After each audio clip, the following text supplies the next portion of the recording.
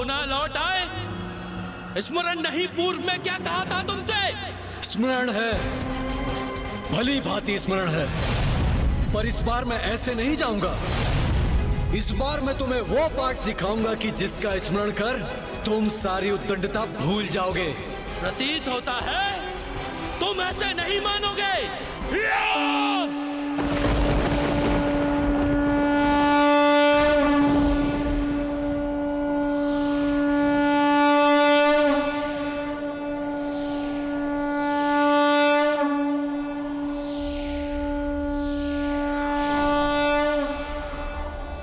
अकस्मात मेरे भीतर ऐसा क्या हुआ जिसके कारण मैं इतना तीव्र और आवेशित हो उठा?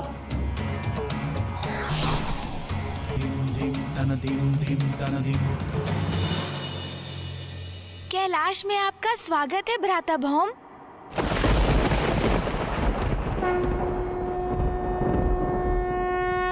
भ्राता भौम अर्थात ये महादेव के तृतीय पुत्र और गणेश जी के विशेष अतिथि हैं। मैं भौम महादेव पुत्र हूँ। कहाँ से कैसे कैसे बड़े बड़े भ्रम पाल कर यहाँ पहुँच जाते हैं मूर्ख अज्ञानी, और कहते हैं महादेव पुत्र भौम है। जब पुनः आओगे तो अपना महत्व बढ़ाने के लिए शिव पुत्र हूँ ये मत कहना।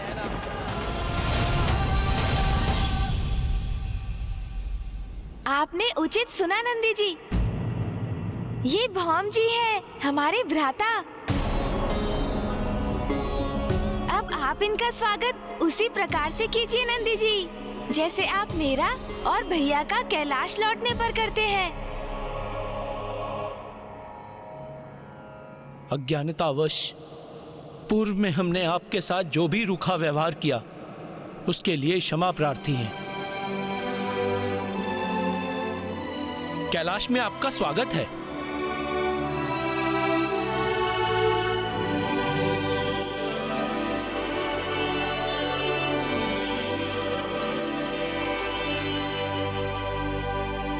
भ्राता भौम, अब माँ और पिताश्री से आपकी भेंट होगी। देखिएगा, आपको देखकर माँ अत्यंत आनंदित हो उठेंगी। मैं इस बात से बिल्कुल भी प्रसन्न नहीं हूँ नाथ। उमा, आप क्या कह रही हैं? ये मैं समझने में असमर्थ हूँ। गणेश और कार्तिकेय का एक और भ्राता आ रहा है आज, और कुछ ही समय में वो यहाँ पहुँचने भी वाला है। अब आप ही बताइए नाथ, ये सुनकर कैसा प्रतीत होना चाहिए मुझे? तो उस युवक से क्या कहूंगी? आप ही बताइए। जगत जननी हूँ मैं, आदि शक्ति हूँ, किंतु एक पत्नी भी हूँ, और मेरे स्वामी का एक और पुत्र है जिसका मुझे कोई ज्ञान नहीं। ये सूचना अचानक प्राप्त कर क्या मेरा विचलित होना अनुचित है? माँ,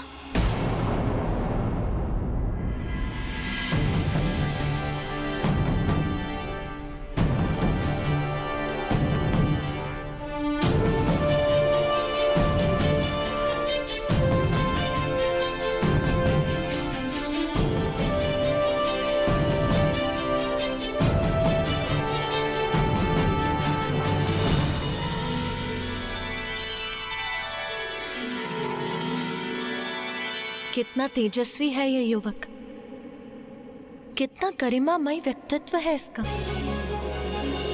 कैसी असाधारण सकारात्मक ऊर्जा का स्वामी है ये। कितना मंगल है ये, कितना मंगल, कितना मंगल।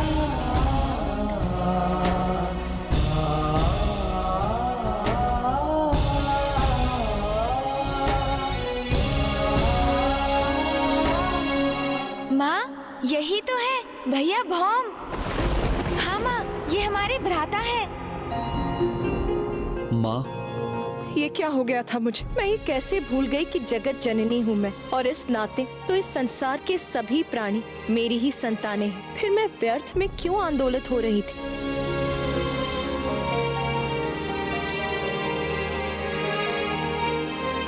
पुत्र भूम, उठो पुत्र। माता, महादेव, मैं भौम हूँ। भूमि नंदन। और महादेव, आप ही मेरे पिता हैं। आपके रोष से आपके मस्तक पर जो श्वेत बूंद उत्पन्न हुई थी, उसी से मेरा जन्म हुआ है।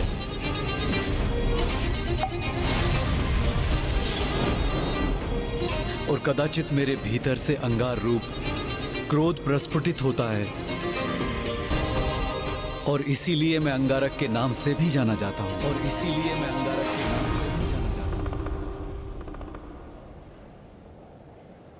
देवी पार्वती, मेरी कोई संतान नहीं थी, तो महादेव ने मुझ पर कृपा कर भौम को मुझे दे दिया। और माँ, मेरे जन्म दिवस पर भैया भौम कैलाश भी आए थे, किंतु कुछ गण ने उन्हें अपमानित कर कैलाश द्वार से ही लौटा दिया था।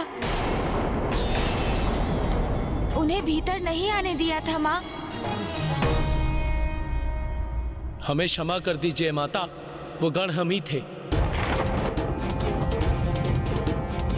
ज्ञात नहीं क्या हो गया था उस समय हमें, ऐसे जैसे किसी के प्रभाव से क्रोध हम पर छा गया हो।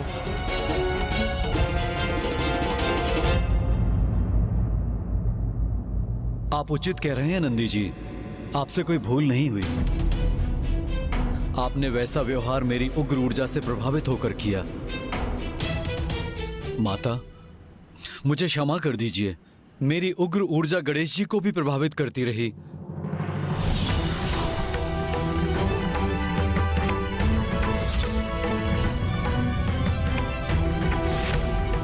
आपके इस मनोहर रूप पर जिसकी भी दृष्टि पड़ेगी चंद्रदेव, वो कलंकित हो जाएगा।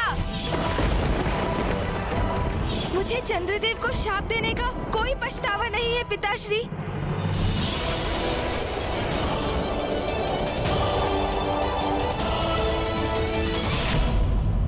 किंतु मेरा इसमें कोई दोष नहीं है। ये ऊर्जा तो स्वतः ही मेरे शरीर से उत्पन्न होती रहती है, और इसी ऊर्जा के कारण सदैव मेरी उपेक्षा होती है। उपेक्षा? और तुम्हारी? पुत्र, किसमें इतना साहस है कि वो तुम्हारी उपेक्षा करे? तुम्हें तो देखकर ही मेरे हृदय में सकारात्मक ऊर्जा का प्रवाह हुआ था, इसीलिए मैंने तुम्हें मंगल नाम से पुकारा। और आज से अभी से तुम सभी के द्वारा मंगल नाम से संबोधित किए जाओगे।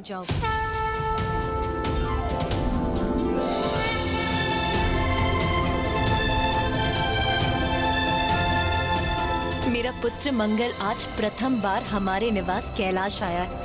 मुझे उसका उचित स्वागत करना चाहिए।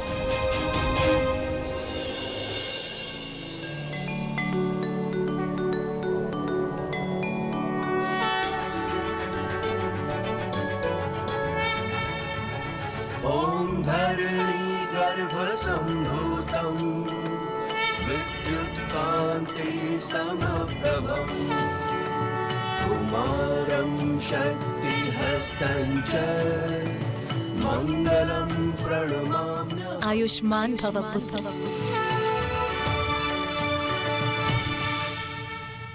पुत्र मंगल, मुझे ज्ञात है तुम्हारे मन में क्या प्रश्न उठ रहे हैं। मुझे तुम्हारी तपस्या का पूर्व में आभास हो चुका था, और मैं तुम्हारे तप से अत्यंत प्रसन्न हूं। पिताश्री, जब आप अपने भक्ति की तपस्या से प्रसन्न होते हैं तो उन्हें सदैव वरदान देते हैं, तो भ्राता मंगल को भी वरदान स्वरूप उनका उचित स्थान मिलना ही चाहिए ना। पुत्र मंगल, मैं तुम्हें वरदान स्वरूप नवग्रहों में एक ग्रह का स्थान देता हूं। ये तो अति उत्तम वरदान है पिताश्री।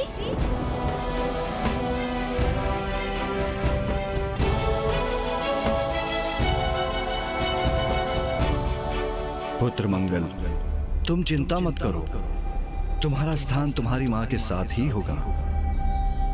नवग्रहों में तुम अपनी माँ देवी पृथ्वी के साथ ही रहोगे।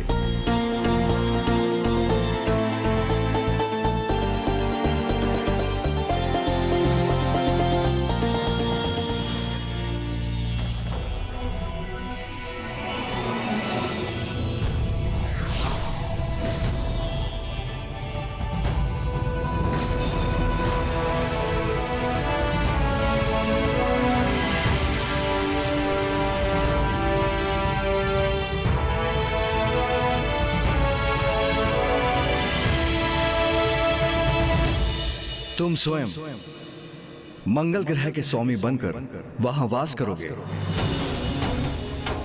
ताकि पृथ्वी का जनजीवन तुम्हारी ऊर्जा से कुछ ही दूरी पर रह सके। सप्ताह के तृतीय दिवस का नाम तुम्हारे नाम पर आधारित होगा और उसे मंगलवार पुकारा जाएगा।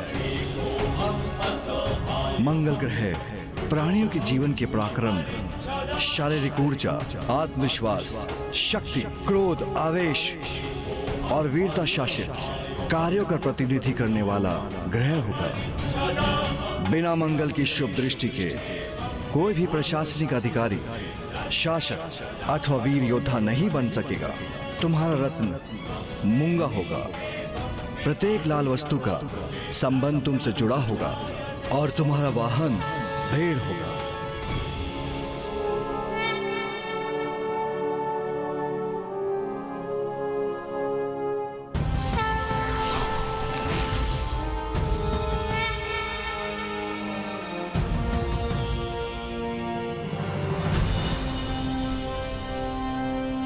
पिताश्री, आपने मुझे स्वीकार कर इतना उच्च स्थान प्रदान कर कृतार्थ कर दिया, किंतु क्या मुझे आपसे एक प्रश्न पूछने की अनुमति है? हाँ पुत्र, अवश्य। जब आपको मेरी तपस्या का आभास हो गया था तो आप मुझे दर्शन देने क्यों नहीं आए? क्योंकि मैं गणेश की प्रतीक्षा कर रहा था। क्या? मेरी प्रतीक्षा पिताश्री? हाँ, क्योंकि यह सब गणेश के माध्यम से ही होना था। क्योंकि गणेश का नाम मंगल अर्थात अंगारक से जुड़ना था। कहो गणेश, अब चुनाव तुम्हें करना है। क्या अपना नाम अंगारक से जोड़ोगे? ये तो मेरा सौभाग्य होगा पिताश्री। भ्राता मंगल अंगारक नाम से भी विख्यात है। इसलिए आज से जो भी चतुर्थी मंगलवार की दिवस पड़ेगी उसे कृष्ण पक्ष की चतुर्थी के नाम से जाना जाएगा।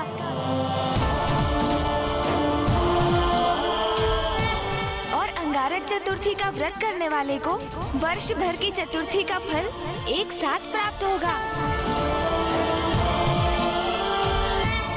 भ्राता मंगल, आप भी मेरे ही समान एक योद्धा हैं, इसीलिए मैं भी आपको एक वरदान देता हूं। आज से आपका वार मेरा वार होगा।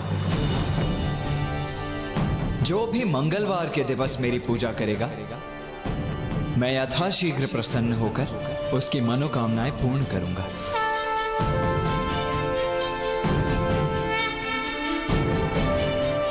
और पिताश्री के कथनानुसार मैं आपको आपका वाहन भी प्रदान करता हूं।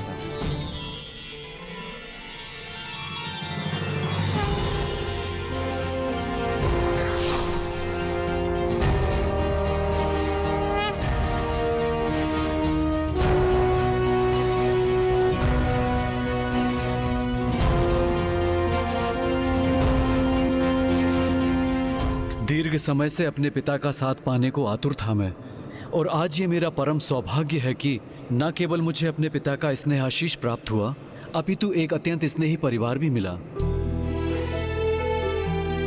और ये सब आपके कारण हुआ है गणेश जी।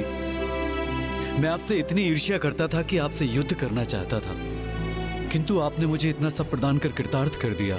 भ्राता मंगल, जो भी होता है वो माँ और पिताश्री की इच्छा से ही होता है।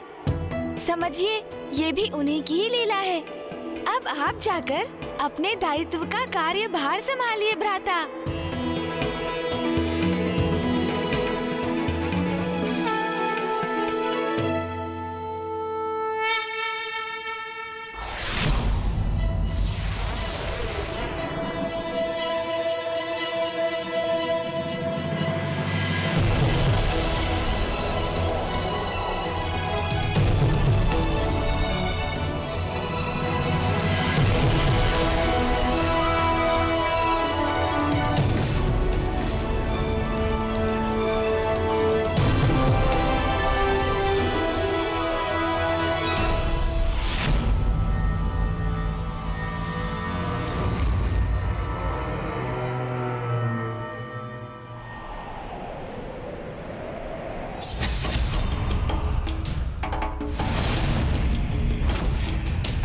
किसका दुष्कृत्य है ये?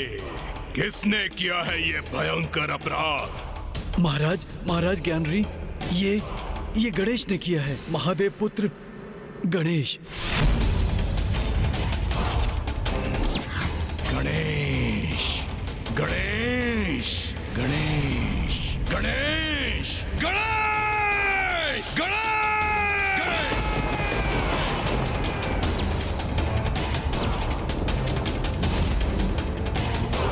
स्वामी,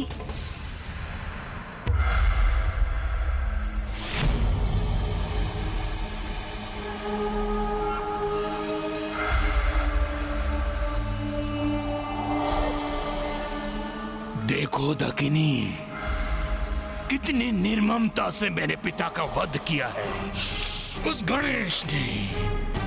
अब मैं उसे नहीं छोड़ूंगा जिसने मेरे पिता को मुझसे छीना है। अब उस गणेश को उसके पिता से छीनकर मैं उसे दूर कर दूंगा।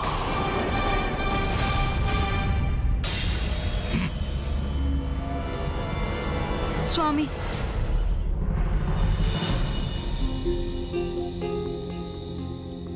आपके पुत्र का जन्म होने वाला है। मैं चाहती हूँ कि तब तक आप मेरे साथ रहें। अपने पुत्र के जन्म के पश्चात आप अपना प्रतिशोध लेने अवश्य चले जाइएगा।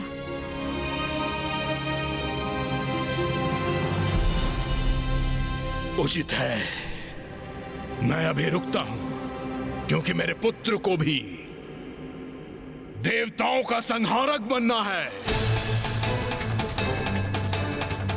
उसके नेत्र खुलते ही मैं उसे देवताओं के प्रति घृणा से भर दूंगा।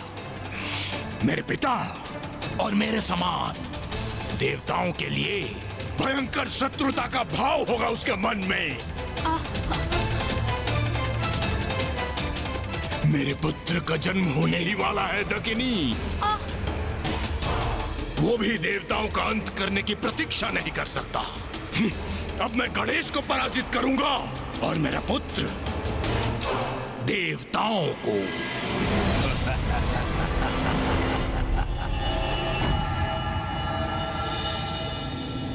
अनुज गणेश, तुमने भ्राता मंगल के साथ सर्वथा उचित किया। वो बहुत ही सौभाग्यशाली होते हैं जिन्हें पिता का स्नेह प्राप्त होता है, और तुमने भ्राता मंगल को पिताश्री से मिलाने का महान कार्य किया है। इसके लिए मुझे तुम पर गर्व है अनुज।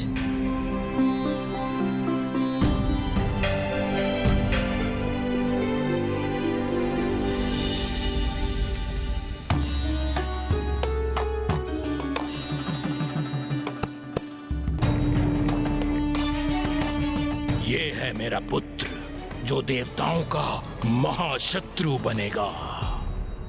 अपने पुत्र को नाम दीजिए स्वामी। ये मेरा पुत्र है, दुर्बुद्धि पौत्र, ज्ञानारी का पुत्र, जो मेरी और मेरे परिवार की परंपरा का उत्तराधिकारी बनेगा, जो देवताओं के प्रति हमारी शत्रुता का उत्तराधिकारी बनेगा। ये मेरा पुत्र है, सुबोध सुबोध सुबोध सुबोध। मेरी अनुपस्थिति में हमारे पुत्र की उचित देखरेख करना, क्योंकि अब मेरे प्रस्थान का समय आ गया है।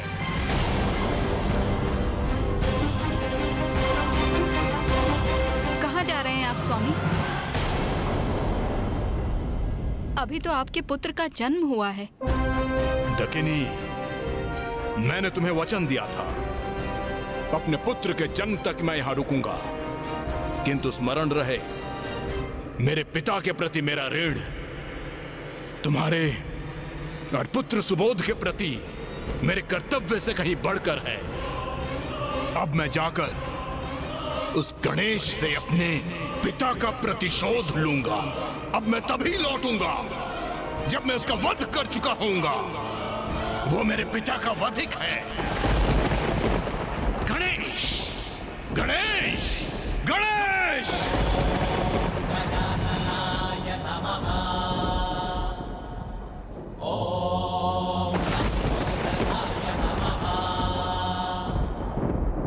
हुआ अभी?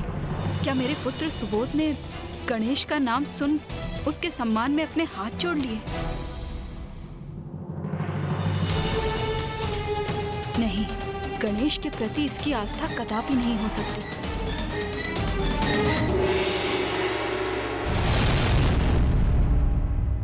पुत्र गणेश, पुत्र मंगल को उसका उचित स्थान और अधिकार दिलाने में प्रमुख भूमिका निभाकर तुमने अत्यंत उत्तम कार्य किया है पुत्र। तुमने न केवल एक पुत्र को अपने पिता से मिलवाया, अपितु तुमने ये भी सुनिश्चित किया कि मंगल की ऊर्जा संसार के लिए हितकर होगी। हाँ माता, जब मेरी भी भ्राता मंगल से प्रथम भेंट हुई थी तो मुझे उनके क्रोध का आभास तो हुआ ही, किंतु उनके भीतर समाहित सकारात्मक ऊर्जा से भी मैं प्रभावित हुआ। हाँ माँ, और इससे अधिक आनंद की और क्या बात हो सकती है कि पिताश्री ने ब्रह्मांड में उन्हें उचित स्थान जो प्रदान किया है।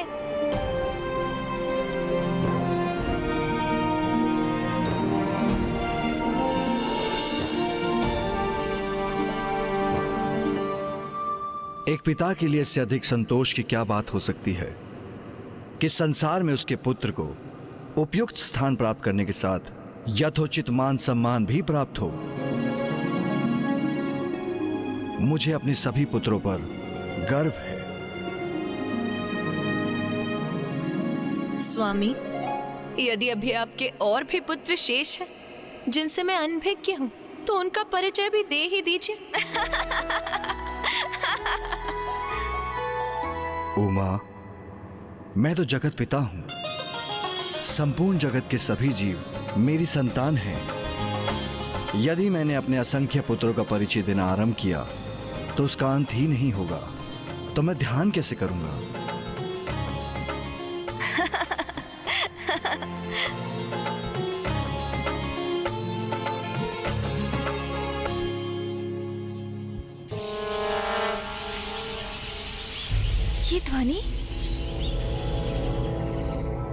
ये ध्वनि तो शुभ संकेत नहीं है।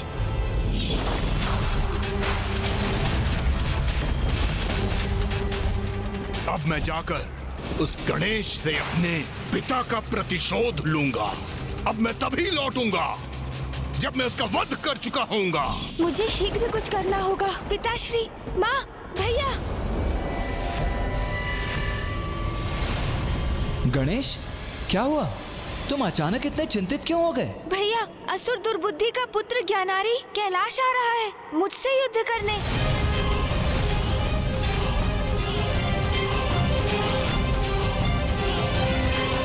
ये असुर कभी नहीं सुधरेंगे। आने दो उन्हें। इस संकट को उसके आरंभ से पूर्व ही समाप्त कर दूंगा मैं। नहीं भैया, रुक जाइए। आपको कुछ करने की कोई आवश्यकता नहीं है भैया, क्योंकि मैं ही अदृश्य हो जाऊंगा। अदृश्य?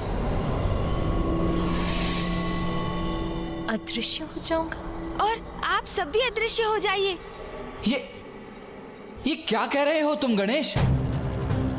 हम अदृश्य हो जाएं, उस असुर से छिप जाएं? तुम ऐसा सुझाव भी कैसे दे सकते हो गणेश? तुम प्रथम पूज्य हो गणेश, और मैं देव सेनापति। माँ आदि शक्ति हैं और पिताश्री स्वयं देवादिदेव महादेव। और तुम चाहते हो कि हम उस असुर से भयभीत होकर छिप जाएं? नहीं गणेश, नहीं। पुत्र कार्तिकेय, मैं तुमसे सहमत हूं, किंतु यदि गणेश हमें अदृश्य होने का सुझाव दे रहा है तो उसके पीछे उसकी अवश्य कोई लीला होगी। उसकी कुशाग्र बुद्धि से उत्पन्न उसकी कोई योजना होगी, क्योंकि पुत्र गणेश अधर्मियों से युद्ध करने से पीछे हटने वालों में से तो कदापि नहीं।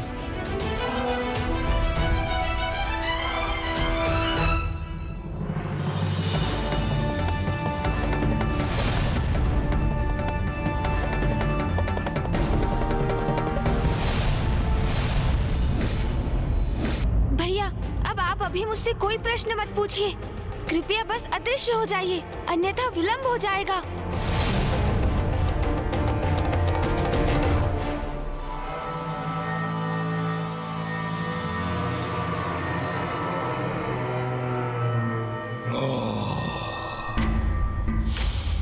तो ये है गणेश का निवास स्थान।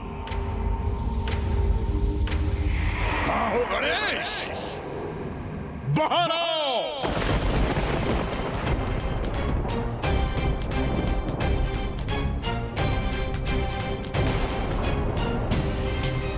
वो दुष्ट गणेश यहीं कहीं छिपा होगा। जाओ ढूंढो उसे।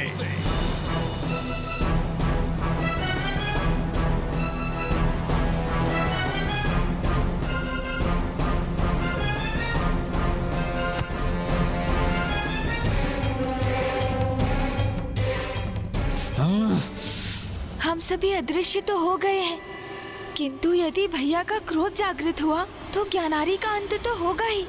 उसके साथ साथ मेरी योजना भी विफल हो जाएगी।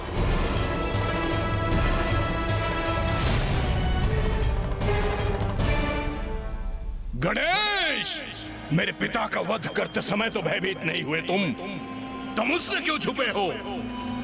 बाहर निकलो गणेश और सामना करो अपने काल का।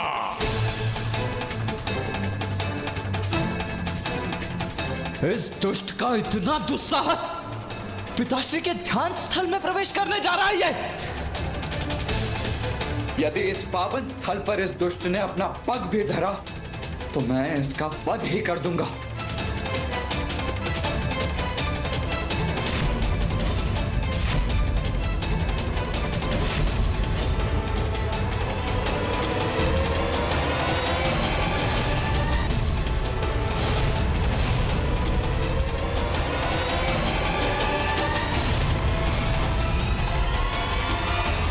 महाराज,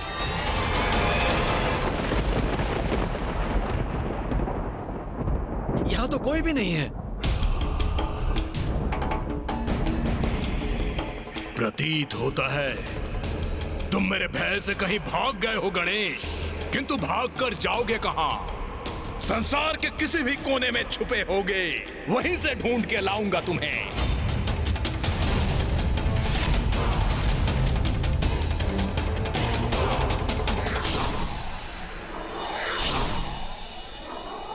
माँ, पिताश्री, मेरा सुझाव स्वीकार कर अदृश्य होने के लिए आपको कोटि कोटि धन्यवाद।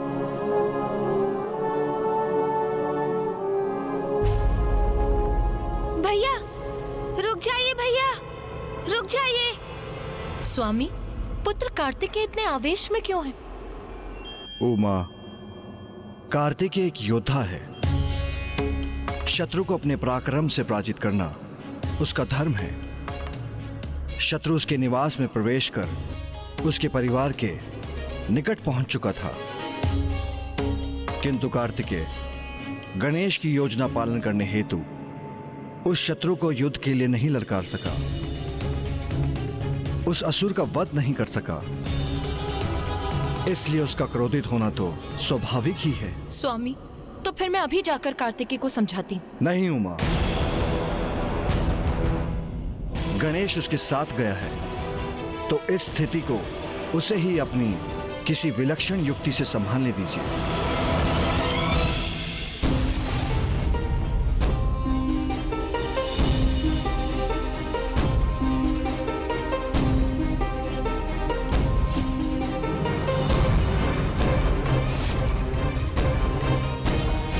उस दुष्ट दंड ज्ञानारी का अंत करना ही सर्वथा उचित होता।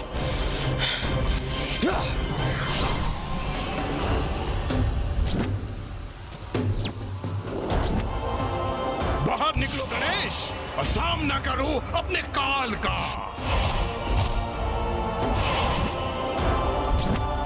वो दुष्ट गणेश यही कहीं छिपा होगा।